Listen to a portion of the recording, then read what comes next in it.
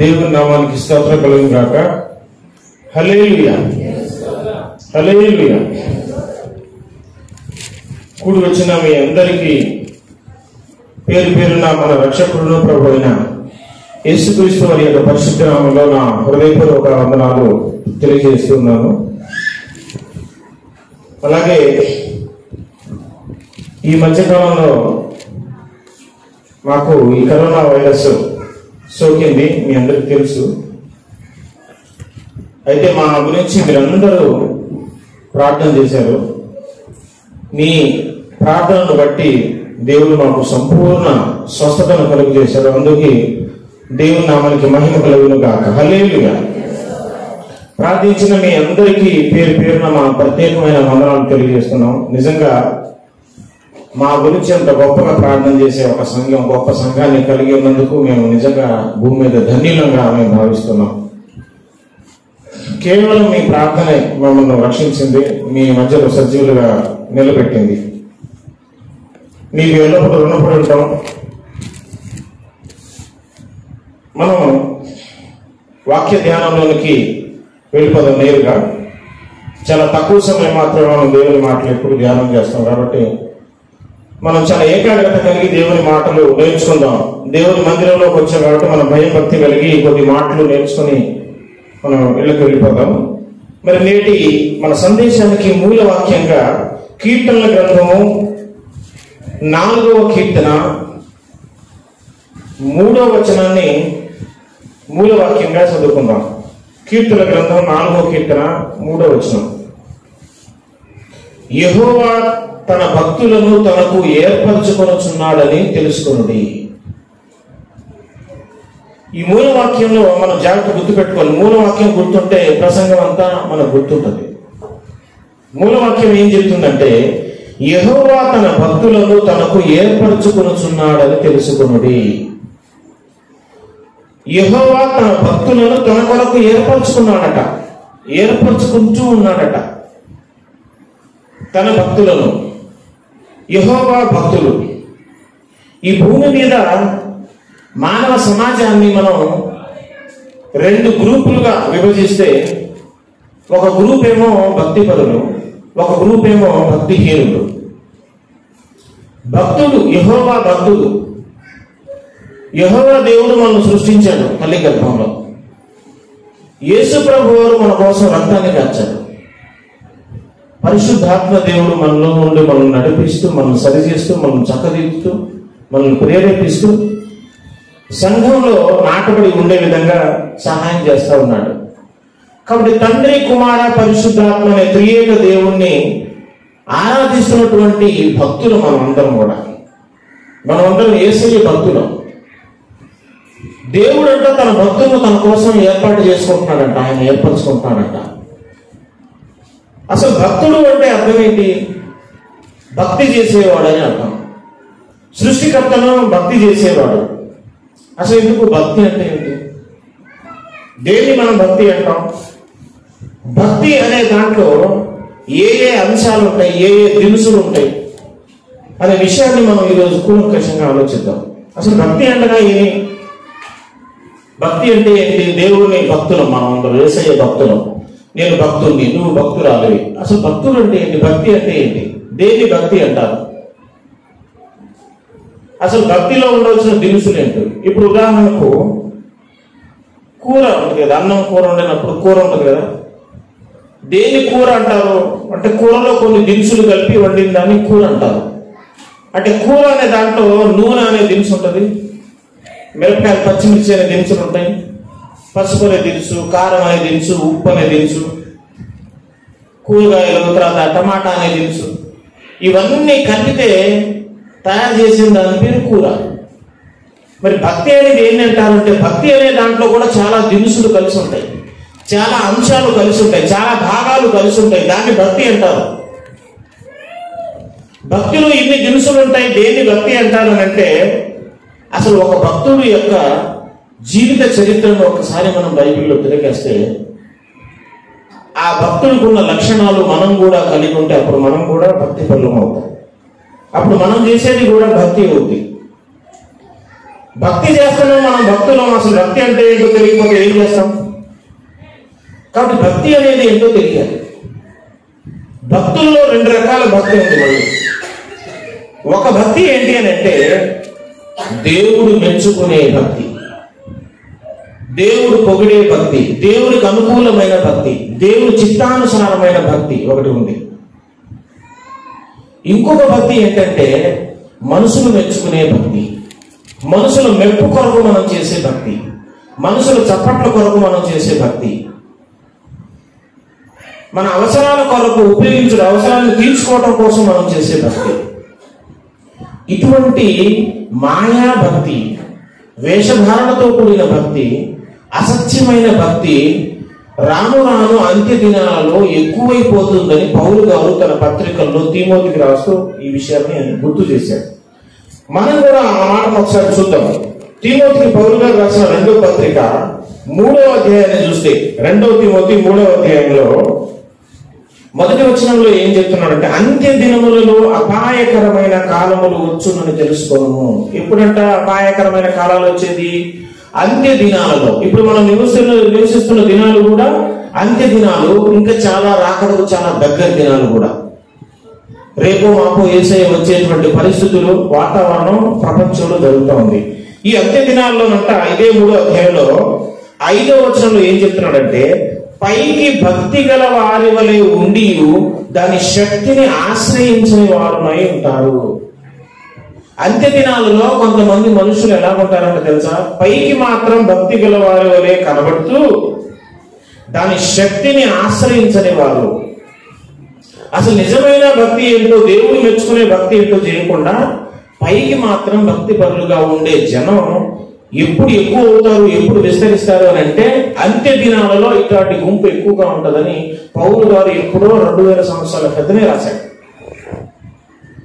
నిజంగా ఈనాడు అలాగే జరుగుతూ ఉంది. అంటే మనుషులు మెచ్చుకునే పైన భక్తి ఉంది అంటే దేవుడు మెచ్చుకునే భక్తి కూడా ఒకటి ఉందని అర్థం. ఏ భక్తుడి భక్తిని దేవుడు భూమి మీద మెచ్చుకున్నాడు అని అంటే, అలా మెచ్చుకున్న వారిలో ఒక వ్యక్తి ఉన్నాడు. ఆయన ఎవరంటే దావీదు గారు. దావీదు భక్తుడు. అతని భక్తిని దేవుడు మెచ్చుకున్నాడు. ఎంతో గొప్ప భక్తి చేశాడు ఆయన భూమి మీద. భక్తి అంటే ఏంటో మనం నేర్చుకోవాలంటే దావీదు గారి జీవిత చరిత్రను ఒకసారి చదివితే, ఆయన ప్రార్థనా జీవితం కానీ, ఆయన విశ్వాస జీవితం కానీ, ఆయన పోరాట జీవితం కానీ మనం మొదటి నుంచి చివరి దాకా పరిశీలన చేస్తే, ఇటువంటి భక్తున్నా దేవుడు మెచ్చుకునేది, ఇటువంటి భక్తి మనం కూడా చేయాలన్నమాట అనే విషయాన్ని మనం తెలుసుకుంటాం. ఆ భక్తుల గురించి, దావీదు గురించి దేవుడు చాలా విషయాలు రాశాడు. మనం అతని జీవితాన్ని ఒకసారి పరిశీలన చేస్తే చూడండి. ఒకసారి మొదటి రాజుల గ్రంథము, మొదటి సమూయేలు గ్రంథం చూద్దాం. ముందు మొదటి సమూయేలు గ్రంథము 13వ అధ్యాయంలో రండి ఒకసారి. మొదటి సమూయేలు గ్రంథం 13వ అధ్యాయము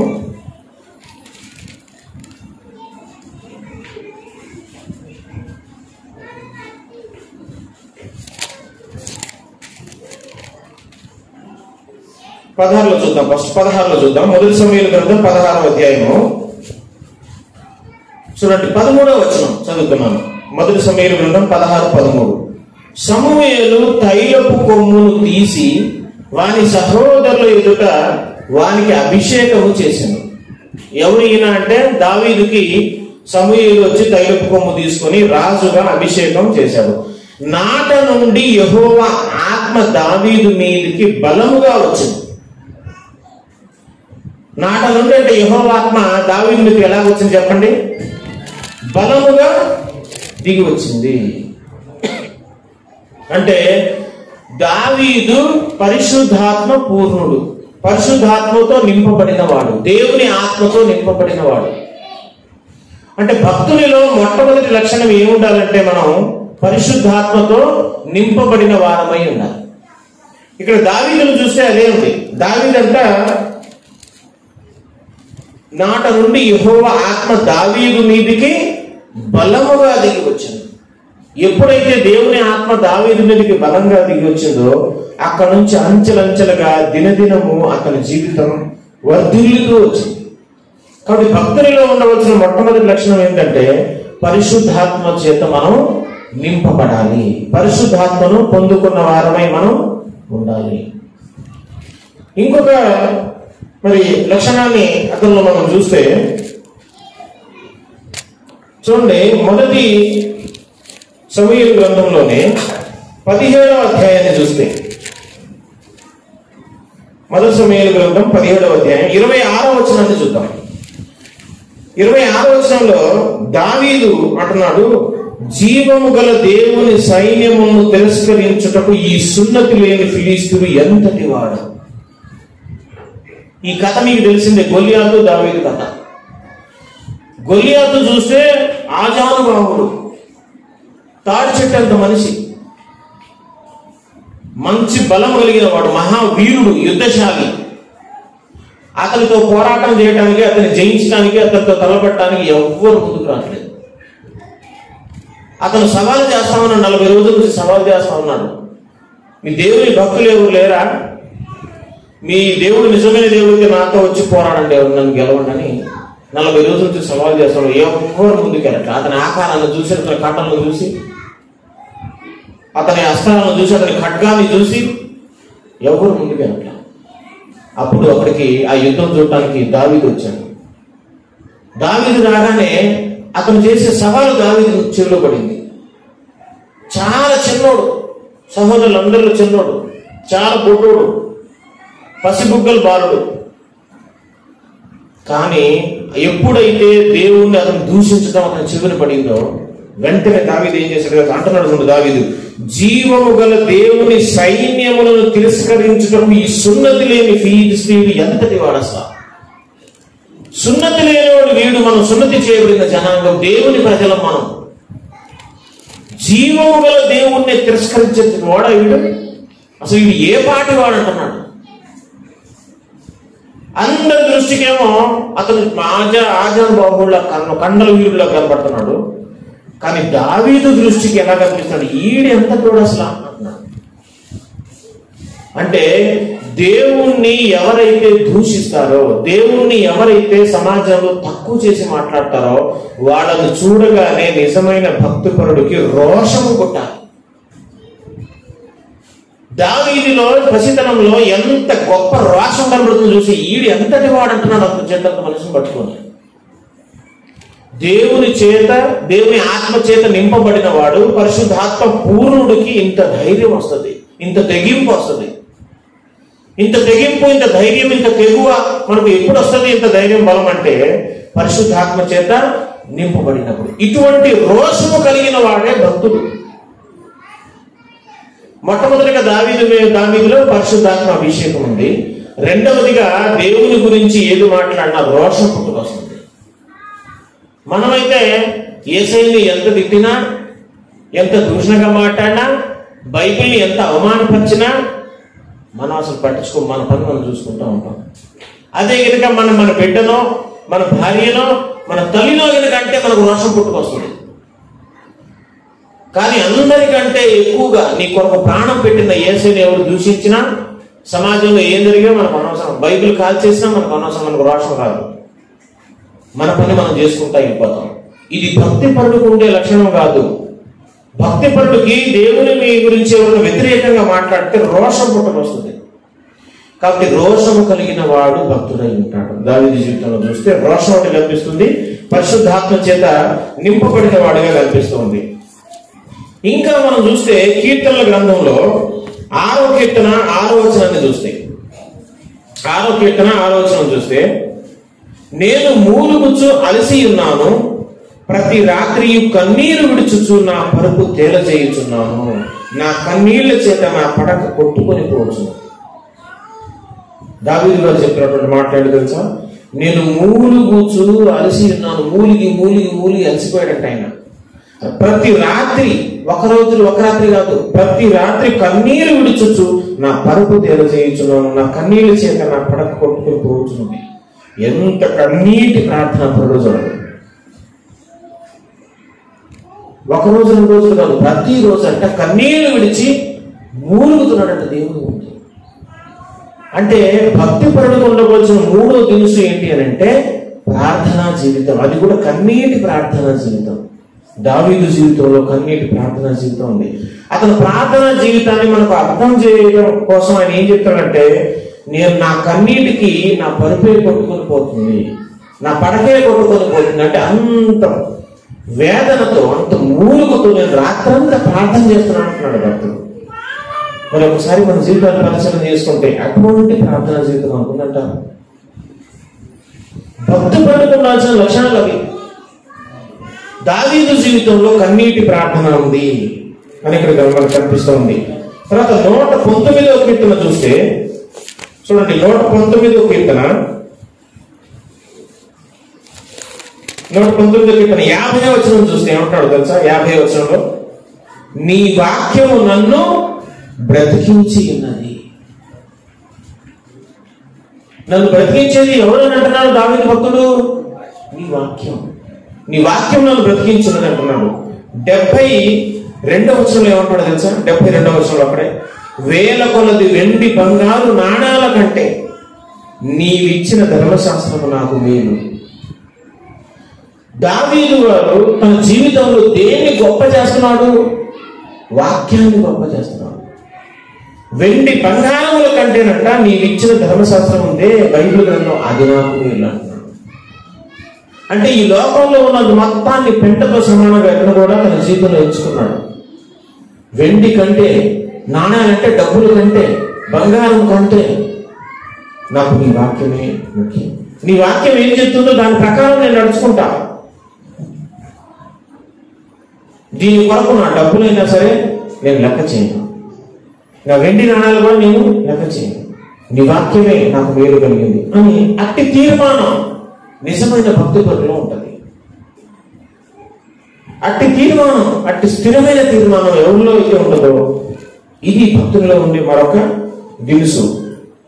చూడండి, ఇంకా చెప్తున్నాడు ఇక్కడే 74వ వచనంలో ఏం చెప్తున్నాడు చూడండి, నీ వాక్యము మీద నేను ఆశ పెట్టుకొని ఉన్నాను.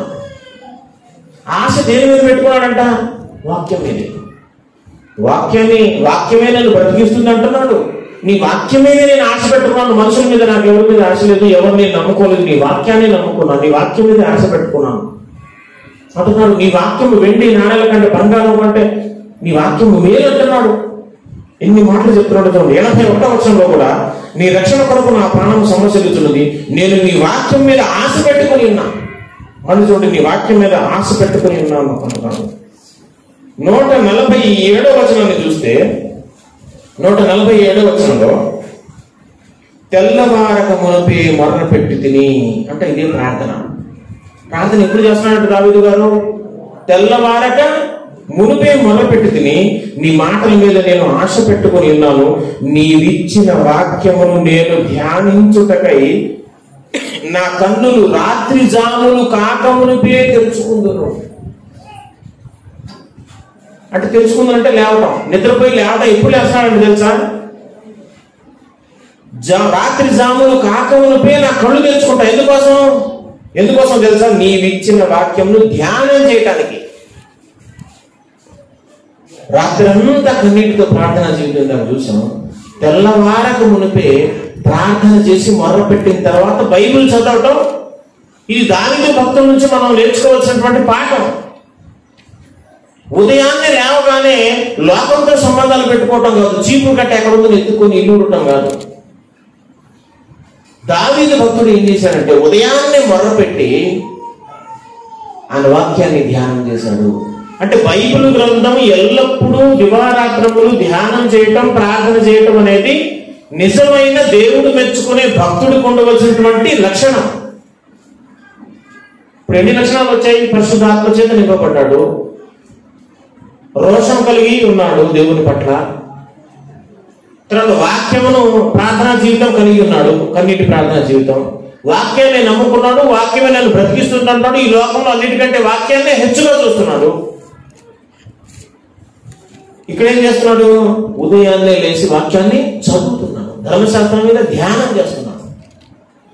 ఇవన్నీ భక్తిలో ఉండాల్సిన దిగులు, అంశాలు, భాగాలు, ఇవన్నీ కలిస్తే వచ్చేదే దాన్ని భక్తి అంటారు. ఎన్ని శుభ లక్షణాలు ఉన్నాయో చూడండి ఆయనలో. 105వ వచనంలో చూస్తే ఇక్కడే నీ వాక్యము నా పాదములకు దీపమును, నా త్రోవకు వెలుగు. నా జీవితానికి అసలు దీపం అనేది ఒకటి ఉంది అని అంటే అది నీ వాక్యమేనయ్యా, ఇంకేం లేదు. ఎంత గొప్ప తీర్మానం, ఎంత గొప్ప నమ్మిక, ఎంత గొప్ప పట్టుదల దావీదులో మనం చూస్తూ ఉన్నాం. ఇదే కాకుండా ఇంకో లక్షణం కూడా మనకు దావీదులో కనిపిస్తుంది. 23వ కీర్తన మనం చూస్తే 23వ కీర్తన చివరి వచనంలో చూడండి. 23వ కీర్తన చివరి వచనం ఏమంటాడు తెలుసా? నేను బ్రతుకు దినములన్నీ కృపాక్షేమములే నా వెంట వచ్చును, చిరకాలము యెహోవా మందిరంలో నేను నివాసం చేతును. ఎక్కడ నివాసం చేస్తానంటే చిరకాలం యెహోవా మందిరంలో. యెహోవా మందిరంలో నివాసం చేయడం అంటే ఏంటి?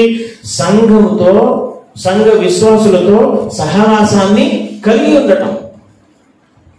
ఎప్పుడు ఆదివారం, సోమవారం, మంగళవారం అయినా కాదు, చిరకాలం యెహోవా మందిరంలో యెహోవా భక్తులతో, యెహోవా విశ్వాసులతో, యేసు రక్తంలో కనబడిన ప్రజలతో మనం సహవాసాన్ని కలిగి ఉండాలి. దావీదు భక్తులకు అటువంటి సహవాసమే ఉంది. ఈ లక్షణాలన్నీ, ఈ శుభ లక్షణాలన్నీ, ఈ దినుసులన్నీ కలిగి ఉన్నదే భక్తి. భక్తిలో కన్నీటి ప్రార్థన జీవితం ఉండాలి. భక్తిలో పరిశుద్ధాత్మతో నింపుదల ఉంటుంది. భక్తిలో పరిశుద్ధమైన రోషం ఉంటుంది. భక్తిలో వాక్యాన్ని నమ్ముకోవటం ఉంటుంది. భక్తిలో వాక్యాన్ని గొప్ప చేయటం ఉంటుంది. భక్తిలో ఉదయం లేచి ప్రార్థన చేయటం ఉంటుంది. భక్తిలో సంఘంతో, విశ్వాసులతో సంబంధాన్ని కొనసాగించడం కూడా ఉంటుంది. ఇవన్నీ కలిస్తేనే ఈజ్వల్ భక్తి. ఇవన్నీ ఉన్నవాడే భక్తిపరుడు. ఇటువంటి వారి కొరకు దేవుడు ఆకాశం నుంచి చూస్తా ఉన్నాడు. ఇటువంటి భక్తులు ఎక్కడ ఉన్నారు? ఇన్ని దినుసులు కలిగిన భక్తులు ఎక్కడ ఉన్నారు? ఇన్ని అంశాలు కలిగిన భక్తులు. ఇది దేవుడు మెచ్చుకునే భక్తి. భక్తి అంటే ఏదో ఒక చిన్న పాట పాడడం, లేకపోతే చిన్న వాక్యం చెప్పడమో. వీటితో పాటు ఇంకోటి దినుసు కూడా ఉంది భక్తిలో.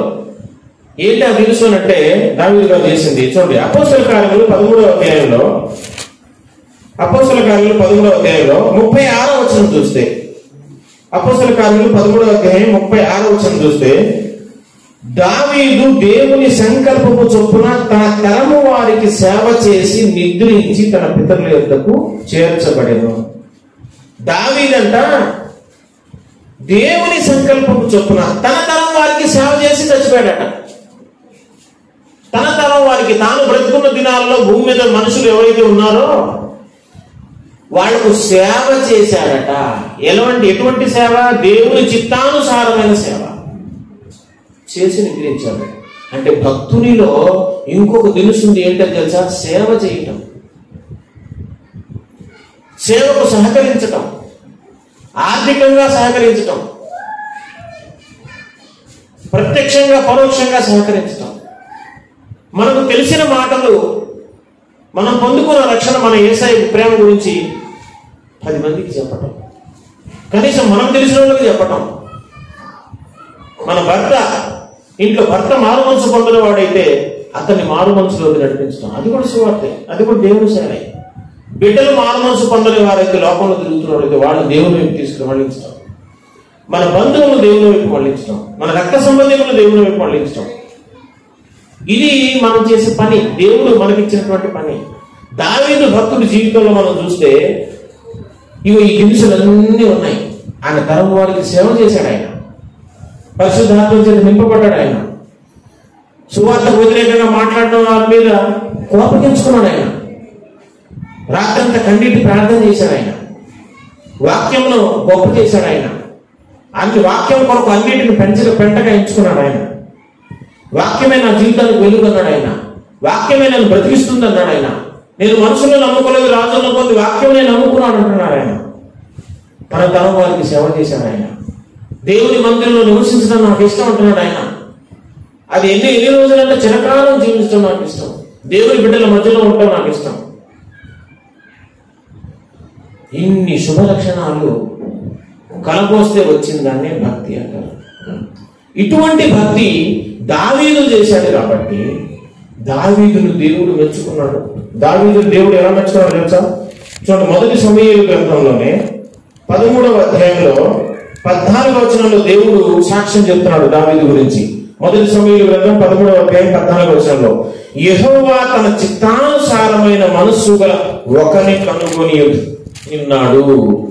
చూడండి, యెహోవా అంటే తన చిత్తానుసారమైన మనస్సు గల ఒకరిని కనుక్కున్నాడు. ఆ ఒకడు ఎవరు అంటే దావీదు భక్తుడు. దావీదు భక్తుడి గురించినటువంటి మాట ఇది.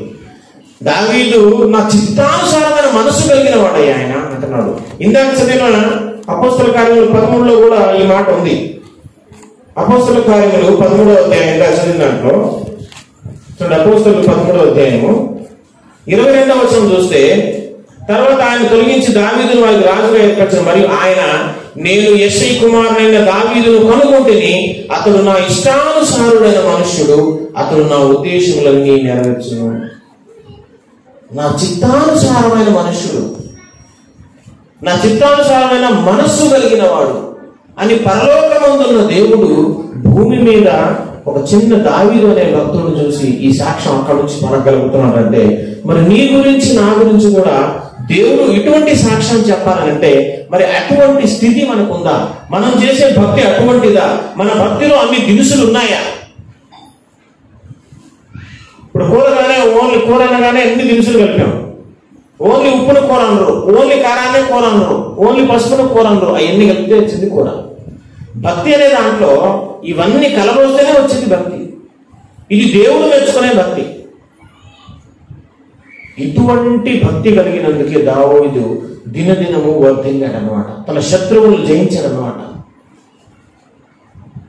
ఇటువంటి దావీదు, ఇంత పరిశుద్ధాత్మాభిషక్తుడైన దావీదు, దేవుని చిత్తానుసారంగా నడుచుకుంటున్న దావీదు, ఇంత ప్రార్థన పరుడైనటువంటి దావీదుకి ఒకరోజు ఒకనాడు ఒక చేదు అనుభవం ఎదురైంది. ఏంటి ఆ చేదు అనుభవం అంటే పాపంలో పడిపోయాడు. పాపంలో పడిపోయాడు. తన జీవితంలో ఆయన చేసినటువంటి పాపం ఆ ఒక్క పాపమే. అంటే ఆ పాపం చేయడానికి కారణం ఏంటి అది మనం తెలుసుకోవాలి. ఎందుకని తెలుసుకోవాలి అంటే, ఇంత గొప్ప ప్రార్థనాపరుడు, కన్నీటి ప్రార్థనాపరుడు, పరిశుద్ధాత్మ చేత నింపబడిన వాడు, వాక్యమునే హైలైట్ చేస్తూ వాక్యమే నన్ను బ్రతికిస్తుంది అని చెప్పేవాడు, చిరకాలం యెహోవా మందిరంలో నేను జీవిస్తానని తీర్మానం తీసుకున్న వ్యక్తి, దేవుని సేవను అంత ఘనంగా జరిగిస్తున్నటువంటి వ్యక్తి పాపం అసలు చేస్తాడా? చేయడానికి అసలు అవకాశం ఉందా? ఎలా చేశాడు? అసలు చేయడానికి ఏం కారణమైంది అనేది ఈ రోజు మనం తెలుసుకోవాలి. భక్తి పరుడు ఉన్నాడు, భక్తి అంటే ఏంటో తెలుసుకున్నాం. ఇన్ని లక్షణాలు కలిగిందే మన దేవుని భక్తి. అయితే ఇంత గొప్ప భక్తి పరుడు పాపంలో పడిపోవటానికి ఏం కారణమైంది? పరిశుద్ధాత్మ చేత నింపబడ్డాడు, రాత్రంతా ప్రార్థన చేస్తున్నాడు. ఇంత గొప్ప భక్తి పరుడే పాపంలో పడిపోతే నీలాంటి నాలాంటి బలహీనులం ఇంకా ఈజీగా పాపంలో పడిపోతాం. ఆ పాపంలో పడిపోకుండా ఉండటం కోసం అంత గొప్ప భక్తుల్నే పాపంలో పడేసినటువంటి ఆ స్థితి ఏదైతే ఉందో అది దేవుడు మన కోసం ఎందుకు రాశాడంటే, ఇగో ఈ స్థితిలో నువ్వు జాగ్రత్తగా ఉండాలి, ఈ స్థితి చాలా ప్రమాదకరమైనది, ఈ స్థితిలో నువ్వు పాపం చేయడానికి ఎక్కువ అవకాశం ఉంటుంది, ఎక్కువ ఛాన్సెస్ ఉంటాయి, కాబట్టి ఈ విషయంలో జాగ్రత్త. ఇంత గొప్ప భక్తి పరుడే ఈ విషయంలో నిర్లక్ష్యం చేసినందుకు పాపం చేశాడు. మరి అంత గొప్ప భక్తి పరులు మనం కాదు, అన్ని దినుసులు మన భక్తులు లేవు. మనం ఈజీగా పాపంలో పడిపోయే ప్రమాదం ఉందని దేవుడు మనం హెచ్చరిస్తున్నాడు. అందుకోసం అక్కడ ఆయన ఏ స్థితిలో ఎక్కడైతే తప్పు చేశాడో ఆ స్థితిలో మనం వెళ్లకుండా ఉంటే, ప్రవేశించకుండా ఉంటే మనం పాపం చేయడానికి అవకాశం ఉండదు. దేవుడు కోరుకున్న భక్తులుగా మనం జీవించడానికి అవకాశం ఉంటుంది. ఆ విషయంలో మనం జాగ్రత్త పడాలి. ఏంటి ఆ జాగ్రత్త? ఏం చేశాడు ఆయన పొరపాటు అంటే ఒకసారి చూద్దాం. మనం 2వ సమూయేలు గ్రంథం చూడండి, 11వ అధ్యాయం. 2వ సమూయేలు గ్రంథం 11వ అధ్యాయం. ఇది చెప్పి నేను ముగించేస్తాను. 2వ సమూయేలు గ్రంథం 11వ అధ్యాయం 1వ వచనంలో చూడండి, ఎందుకని దావీదు ఇంత గొప్ప భక్తిపరుడు పాపం చేయాల్సి వచ్చిందో ఆ విషయంలో మనం జాగ్రత్త పడాలి. చూడండి ఏం జరిగిందో. 11వ అధ్యాయం 2వ సమూయేలు గ్రంథం 1వ వచనం చదువుతున్నాను. వసంత కాలమున రాజులు యుద్ధములకు బయలుదేరు సమయమున దావీదు యోవాబును అతని వారిని ఇశ్రాయేలీయులందరినీ పంపగా వారు అమ్మోనీయులను సంహరించి రబ్బా పట్టణం ముట్టడి వేసి అయితే దావీదు యెరూషలేమునందు నిలిచెను. వసంత కాలమున రాజులంట యుద్ధానికి బయలుదేరే సమయం అంట. రాజులు యుద్ధానికి బయలుదేరే సమయం పేరు ఏ సమయం?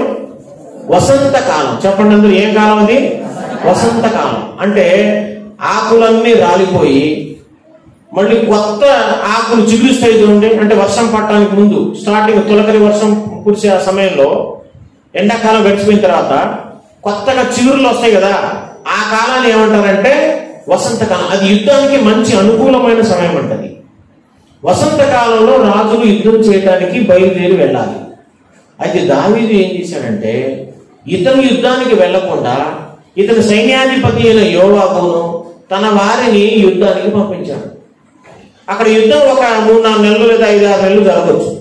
ఆ యుద్ధానికి ఈయన వెళ్లకుండా ఈయన యెరూషలేములో ఉండిపోయి తన సైన్యాన్ని మాత్రమే యుద్ధానికి పంపించాడు. ఇది దావీదు చేసినటువంటి మొట్టమొదటి పొరపాటు. రాజులు యుద్ధానికి వెళ్లాల్సిన సమయంలో యుద్ధం చేయకుండా ఇంటి దగ్గరే ఖాళీగా ఉండిపోయాడు చూసారా. ఇది అతను పాపం చేయటానికి మొట్టమొదటి కారణం అడుగుపడింది. అయితే 4-5 రోజులు గడిచిన తర్వాత 10 రోజులు గడిచిన తర్వాత ఏం జరిగిందంటే 2వ వచనంలో చూడండి. ఒకానొక దినమున ప్రొద్దు గుంకు వేళ దావీదు పడక మీద నుండి లేచి రాజనగరి మిద్దె మీద నడుచుచు పైనుండి చూచుచుండగా స్నానము చేయు ఒక స్త్రీ కనబడేది. ఆమె బహు సౌందర్యవతిగా ఉండేది. ఇక్కడ చూడండి, దావీదు గారు ఒకరోజు ఏం చేశాడంటే ఒకానొక దినమున ప్రొద్దు గుంకు వేళ దావీదు పడక మీద నుండి లేచి, పడుకొని లేచాడు దావీదు భక్తుడు. ఎప్పుడు లేచాడు చెప్పండి? ప్రొద్దు గుంకు వేళ అంటే ఎప్పుడు? సాయంకాలం సూర్యుడు అస్తమించే టైంలో. అంటే దావీదు ఎప్పుడు పడుకున్నాడు చెప్పండి? పగలంతా పడుకున్నాడు. అప్పుడే కదా సాయంత్రం లేచింది. ఆ మామూలుగా ఏం చేయాలి? నైట్ అంతా పడుకొని పొద్దున్న లేస్తాం మనం అందరం. కానీ దావీదు భక్తులు ఏం చేశాడు? పగలంతా పడుకొని సూర్యునంతసేపు పడుకొని సూర్యుడు అస్తమించిన తర్వాత లేచాడు. ఇది ఇతను పాపం చేయడానికి అనుకూలించినటువంటి 2వ పాయింట్. మొట్టమొదటి యుద్ధం టైంలో యుద్ధానికి వెళ్ళకుండా ఇంటి దగ్గర ఉండిపోయాడు.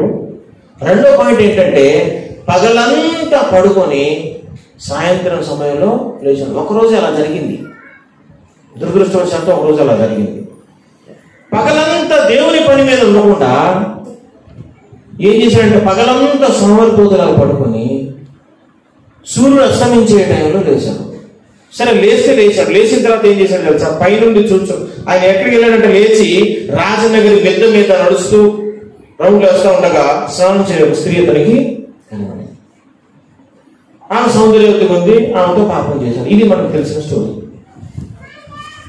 ఇక్కడ దావీదు చేసినటువంటి 3వ పొరపాటు ఏంటంటే ఇక్కడ పాపం చేయడానికి కారణమైన విషయం ఏంటంటే లోక సంబంధమైన విషయాల మీద దృష్టి సాధించాడు. ఒకటేమో యుద్ధం సమయంలో యుద్ధం వెళ్లకుండా ఖాళీగా ఏం పని లేకుండా ఇంటి దగ్గర ఉన్నాడు. ఇంక ఏం పని లేదు కాబట్టి పగలంతా నిద్రపోయి సాయంత్రం లేచాడు. 3వ విషయం ఏంటంటే లోక సంబంధమైన విషయాల మీద దృష్టి పెట్టాడు. ఈ 3 కారణాలు అతను పాపం చేయడానికి దారితీసింది. ఇవి చాలా భయంకరమైనటువంటి విషయాలు. ఒకటేంటి? యుద్ధం చేయాల్సిన టైంలో యుద్ధం చేయకుండా ఖాళీ కూర్చోవడం. ప్రతి క్రైస్తవునికి, ప్రతి భక్తిపరుడికి, యేసు రక్తంలో కడగబడిన ప్రతి విశ్వాసికి, ప్రతి బిడ్డకి ఆత్మీయ పోరాటం ఉంది. మన శరీరంతో మనం చేసే పోరాటం, విరోధులతో చేసే పోరాటం, సాతానుతో చేసే పోరాటం. ఈ పోరాటాలన్నీ మనకు ఎల్లప్పుడూ ఉంటాయి. ఆత్మ సంబంధమైన పోరాటం. ఈ ఆత్మ సంబంధమైన పోరాటం చేయకుండా, దేవునికి సంబంధించిన పరిచర్య చేయకుండా, వాక్యం వినేలాంటి పరిచర్య చేయకుండా మనం ఖాళీగా మన పని మానేసి, పోరాటం మానేసి ఖాళీగా కూర్చుని ఉన్నామనంటే సాతానికి అవకాశం మనం ఇచ్చిన వాళ్ళం అవుతాము. నీ ఆత్మీయ పోరాటాన్ని ఎప్పుడైతే పక్కన పెట్టేస్తావో, ఆత్మ సంబంధమైన పరిచర్య కానీ, సహవాసాలు కానీ, సంఘాలు కానీ, ప్రార్థనలు కానీ ఇవన్నీ ఎప్పుడైతే పక్కన పెట్టేసి ఖాళీగా నీ హృదయాన్ని నీ మైండ్లో ఉంచుకుంటావో అప్పుడు సాతాను వెంటనే నీ హృదయంలోకి దూరిపోతాడు. నువ్వు మంచి ఛాన్స్ ఇచ్చిన దానిలో అవుతావు సాతానికి. ఇంక ఉపయోగించుంటాడు. ఖాళీ మైండ్, ఖాళీ హృదయం కనబడిందంటే సాతాను వెంటనే దూరిపోతాడు లోపలికి.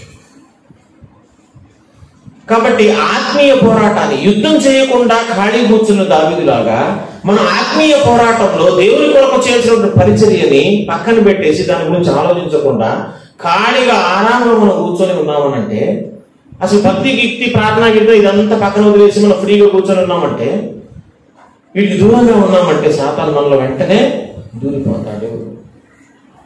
ఇక రెండవ పొరపాటు ఇతను ఏం చేశాడు అని అంటే పగలంతా పడుకొని సాయంత్రం లేచాడు. ఇది బద్ధకానికి మారుపేరు.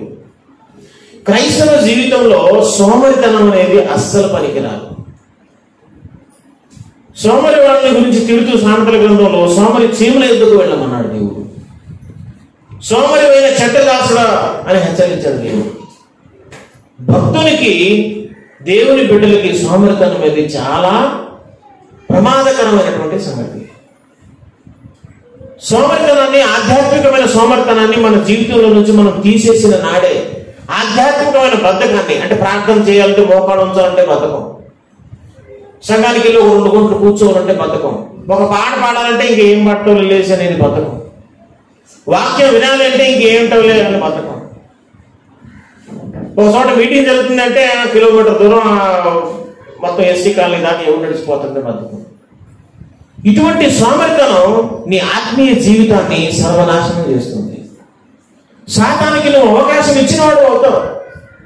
అందుకే ఆధ్యాత్మికమైన సోమరితనం చాలా ప్రమాదకరం.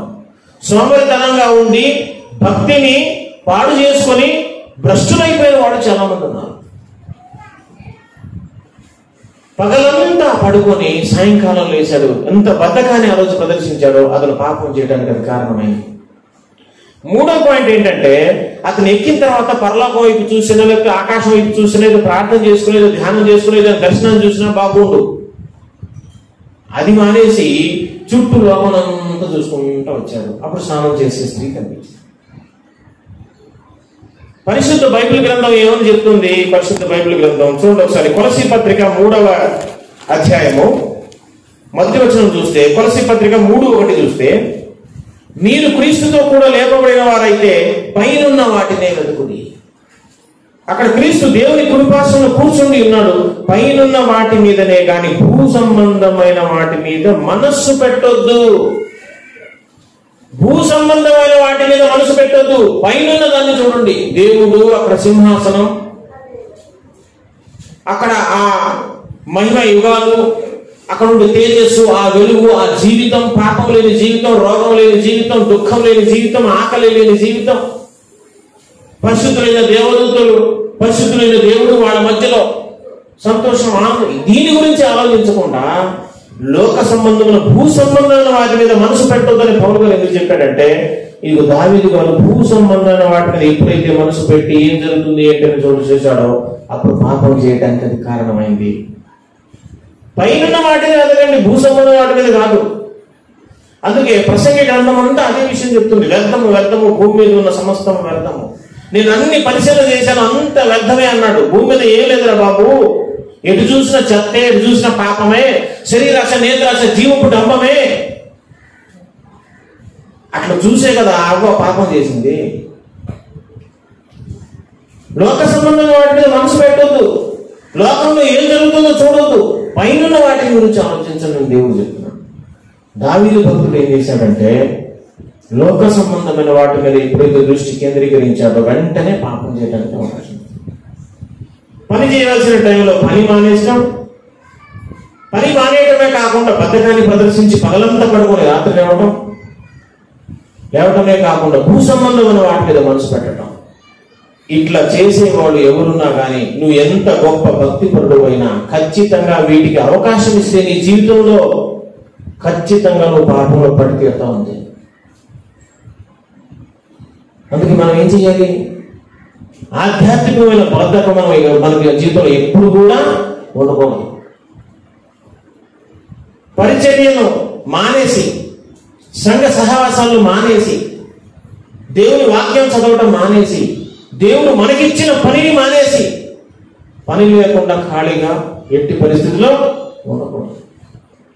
భూ సంబంధమైన వాటి మీద మనసు అస్సలు పెట్టకూడదు. వాళ్ళేం సంపాదిస్తున్నారు, వాళ్ళేం కట్టుకుంటున్నారు, వాళ్ళ జీవితాలు ఎలాగున్నాయి, వాళ్ళు భలే లోకంలో ఆనందిస్తున్నారు, వాళ్ళు భలే సంతోషంగా ఉన్నారు, వాళ్ళకి ఏ కష్టాలు లేవు, వాళ్ళకి నిజమైన దేవుడు లేకపోయినా ఏ కష్టాలు రావట్లేదు వాళ్ళకి. మనం నిజమైన దేవుడిని నమ్ముకున్నా మనకు అన్ని కష్టాలే, అన్ని అప్పులే, అన్ని బాధలే, మనకి ఏది కలిసి రావటం లేదు.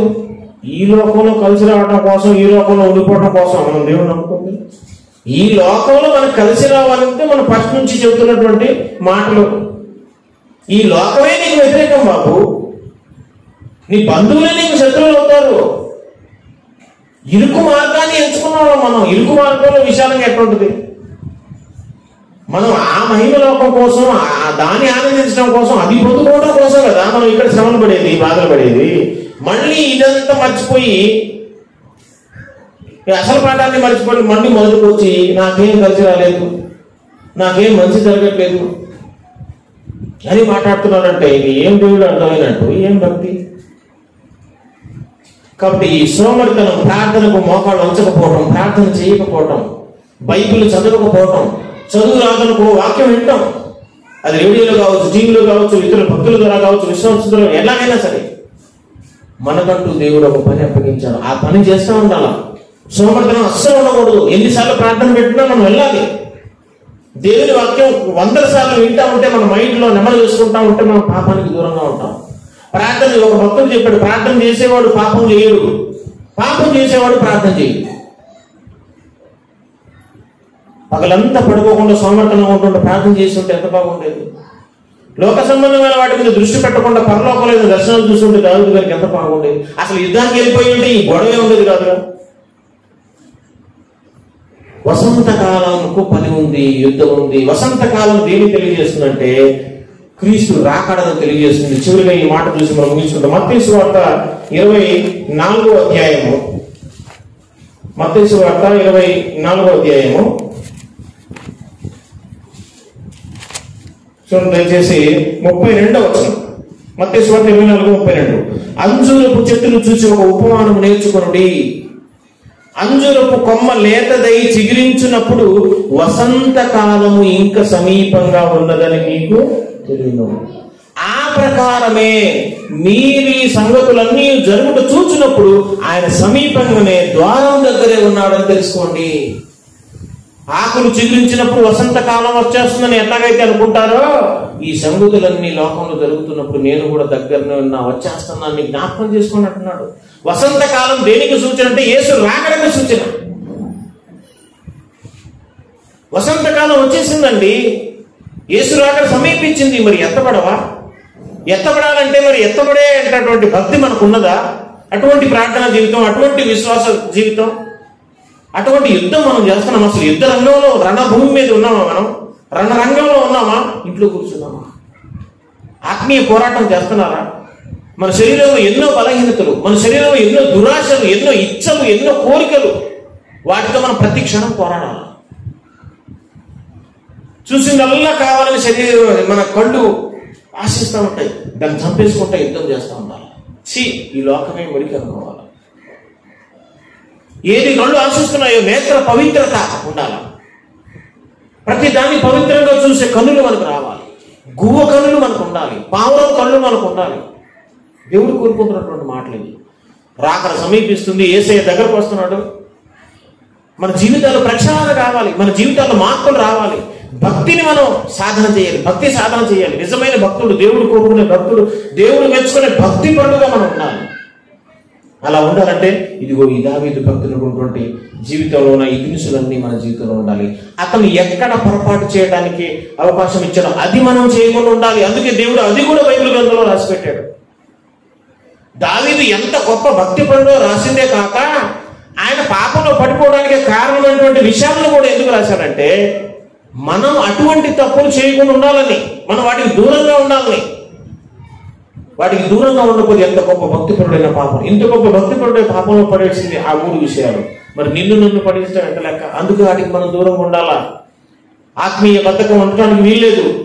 పనిని పక్కన పెట్టి, పరిచర్య పక్కన పెట్టి, సంఘ సావాసాలు పక్కన పెట్టి మనం కొంతకాలం దూరంగా ఉన్నామంటే నువ్వు సాతానికి చేతిలో చిక్కిపోయినట్టే లెక్క.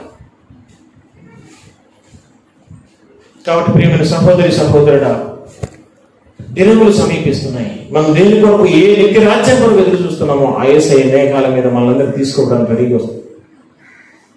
కాబట్టి మనం భక్తి సాధన చేద్దాం. భక్తిలో ఈ దినుసులు కలిగి బ్రతుకుతాం. దేవుడు మెచ్చుకునే భక్తి పనులను అనిపించుకుందాం. దేవుని చేత శబాస్ మంచి దాసులను అనిపించుకుందాం. మంచి బహుమానం అక్కడ మనం క్రీస్తు న్యాయపీఠం ఎదుట తీసుకుందాం. అట్టి హృదయం దేవుడు నీకు నాకు అందరికీ అనుగ్రహించను గాక. ఆమె చిన్నవాడు ప్రార్థన చేసుకుందాం.